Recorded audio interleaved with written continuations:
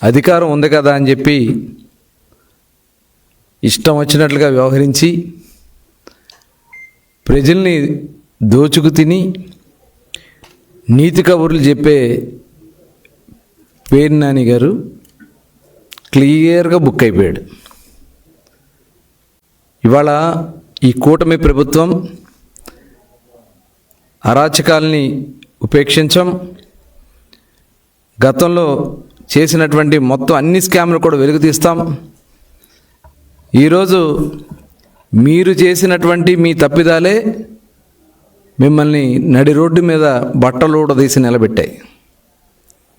ప్రతిదానికి నీతి కబుర్లు చెప్తూ ముందుకు బయలుదేరతాడు.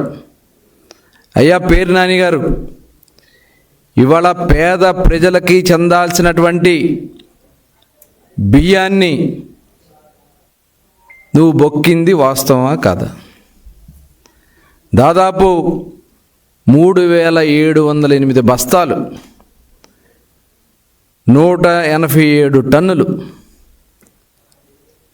దాదాపు 90 లక్షల రూపాయలు ఖరీదు చేసే బియ్యాన్ని లారీలు నీ సొంత గోడౌన్స్ నుంచి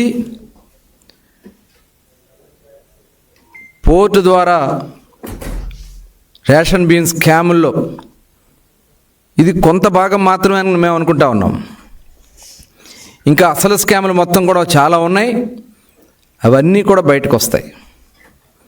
ఇవాళ మరి నీతి కబుర్లు చెప్పే పేరు నాని గారు అడ్రస్ లేకుండా కుటుంబం మొత్తం కూడా గ్యాలప్స్ అయిపోయారు.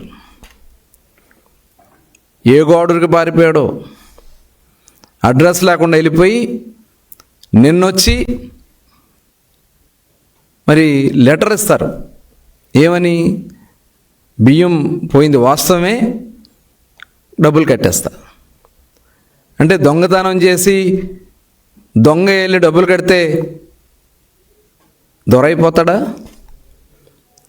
అయ్యా పేరు నాని గారు, మీరు కూడా మీ సొంత గోడౌన్స్లో దొంగతనం చేసి ప్రభుత్వానికి నేను డబ్బులు కట్టేస్తానంటే నువ్వు సచ్చిరు కాడు. చట్టం ఊరుకోదు. చట్టం మిమ్మల్ని ఖచ్చితంగా ఇవాళ మీ అవినీతి దాహానికి మీ ఆడవాళ్ళని కూడా తీసుకొచ్చి రోడ్డు మీద నిలబెట్టారు కదయ్యా. సిగ్గు అనిపించట్లా మీకు? ఇంత పేదల సొమ్ముని దోచుకోవడానికి మీకు సిగ్గు అనిపించట్లా?